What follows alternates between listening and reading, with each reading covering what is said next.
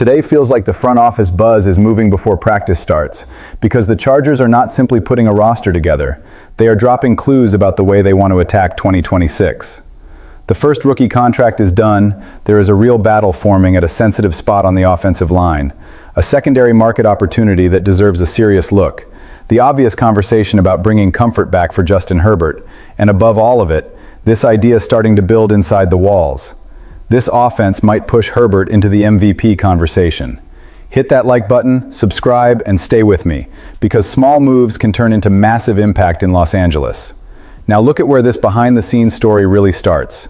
Travis Burke became the first Chargers draft pick from 2026 to sign his rookie contract. Fourth round, 4 years, $5.5 million, with a $1.1 million signing bonus, according to Justin Mello of Sports Illustrated.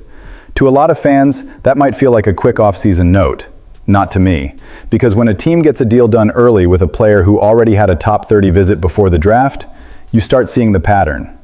Los Angeles did not just fall into Burke on day 3. They were watching him, studying him, testing the personality, trying to figure out if that fast climb up draft boards was just noise, or if there was a real player sitting there. And this is where the inside the building part matters. The Chargers are getting Rashawn Slater and Joe Alt back to start the season, so nobody is pretending Burke walked through the door as an immediate starter. But serious teams do not build an offensive line only for the perfect Sunday when everyone is healthy. The swing tackle can be the difference between keeping Justin Herbert protected and letting one injury turn into a crisis. And Burke lands directly in that pressure point, staring right at Trey Pipkins without needing to ask permission. Pipkins is a veteran. He knows the room. He has been through difficult snaps. That absolutely matters.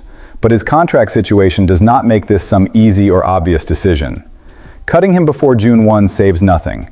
Cutting him after that only clears $575,000. So this is not about a huge cap sheet incentive. This is competition, field work, reps, O-line meetings, practices where the rookie has to prove he can deal with speed, power, communication, and real pressure.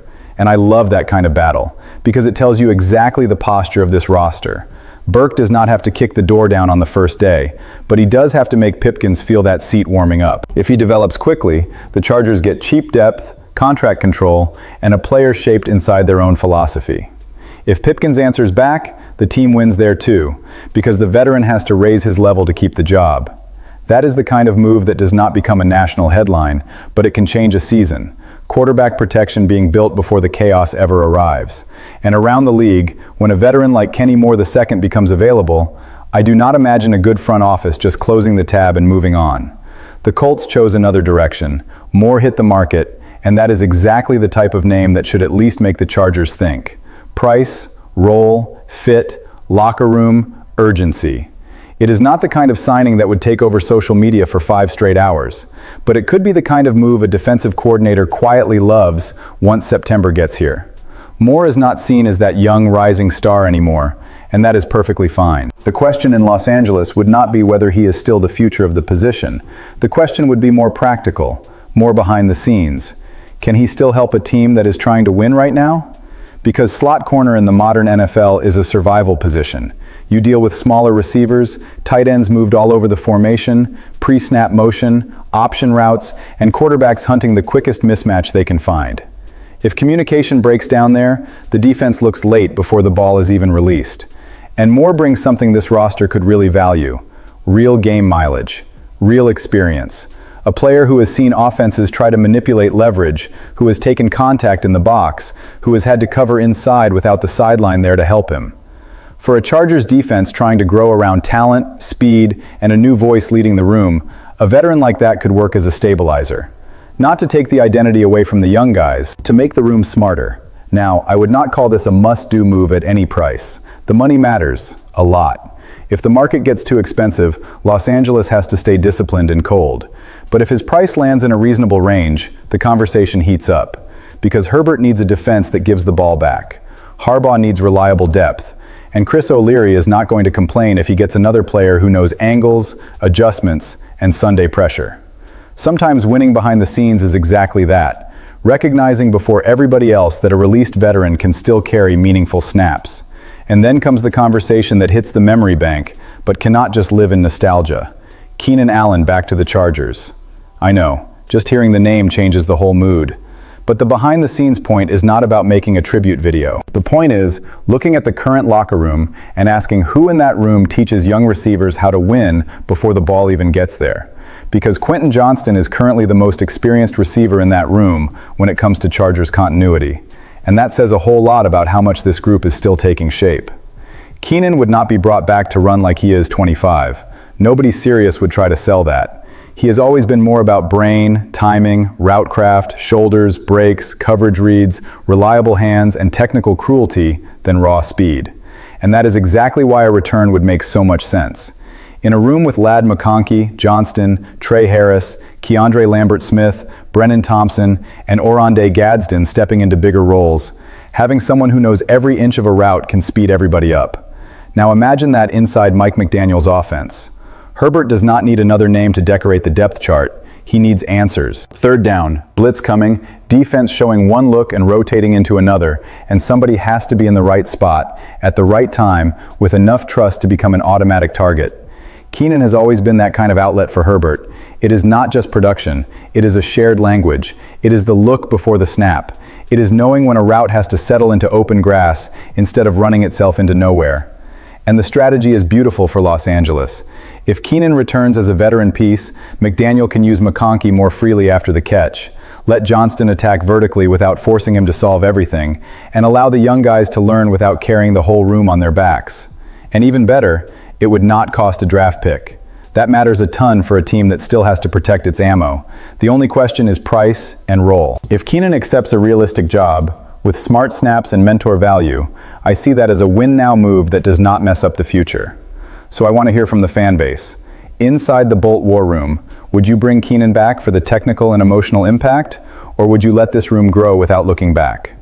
And all of this leads into the story that, to me, changes the size of the conversation in Los Angeles. Justin Herbert showing up as the number 2 name on Mo Moton's Bleacher Report list of potential first-time MVP winners in 2026, behind only Joe Burrow. And the behind-the-scenes image here is not somebody yelling in a meeting. It is the opposite. It is that quiet room where everybody knows that if Mike McDaniel gets this design right, the ceiling of this offense stops being hope and becomes a real threat. Because the 2025 season left a wound open. 11 wins, yes. Playoffs, yes. But that wild card game against the Patriots, with only 3 points, put a harsh truth right in everybody's face. The Chargers still were not close enough to Super Bowl level. Herbert carried too much. The offensive structure demanded too much hero ball. And when a quarterback this talented has to constantly solve the impossible, the team can win games, sure, but January makes you pay the bill. McDaniel's arrival changes that bill. His job is to put Herbert in cleaner situations, create easier completions, use motion to give him information before the snap, and take away the need for number 10 to turn every third down into a miracle. That does not shrink Herbert. It does the opposite. It can make his talent even more ruthless, because when an elite arm quarterback starts operating with rhythm, space, and quick answers, the defense loses that 1 second of comfort that used to save them. And Moton touched on something that deserves attention. This pass-catching group might be more complete than people are treating it. Ladd McConkey is set to take on a bigger role as the lead receiver, especially in an offense that values separation, reads, and yards after the catch. Quentin Johnston made progress as an explosive and downfield playmaker, even if he still has to turn flashes into consistency. Trey Harris and Keandre Lambert-Smith showed signs as rookies, with the ability to contest catches, block, work underneath, and do the dirty work. Brennan Thompson brings speed and special teams value. Oronde Gadsden II looks like a mismatch piece, and that type of tight end can become a problem when the offense knows how to isolate the right matchup. The detail is that the Chargers still do not have that obvious alpha receiver, the one guy who changes the whole conversation by himself. But maybe McDaniel's bet is different. Build an ecosystem where several players look bigger because the system forces the defense to choose wrong. If the run game works, if Hampton pulls respect into the box, if the motions freeze linebackers, if McConkey finds space in the middle, and if Johnston threatens deep, Herbert does not need one isolated superhero. He needs synchronization. And that is where the MVP conversation stops feeling like off-season noise. Drake May and Caleb Williams may be hotter national topics right now, but Herbert is still Herbert. The arm, the guts, the mobility, the toughness, the ability to create outside the script, all of it is still there. The difference is that Los Angeles finally looks like it is trying to build an offense that works for him, not just around him. If McDaniel turns this group into a machine of rhythm and explosives, the league will realize too late that the Chargers quarterback never left the elite. He was just waiting for the right room to start the meeting. At the end of the day, this is not one giant headline blasting across the screen. It is a string of signals. Burke signing early and stepping into a protection battle. Moore becoming a market opportunity for a defense that needs more intelligence. Keenan Allen showing up as a technical, emotional, affordable answer for a young room. And Herbert finally being surrounded by an offensive plan that could turn talent into an MVP campaign. This is the kind of offseason you understand by connecting details, not just chasing fireworks. If you want to track every Chargers move from the inside, subscribe, hit the like button, and stay right here, because 2026 has already started behind the scenes.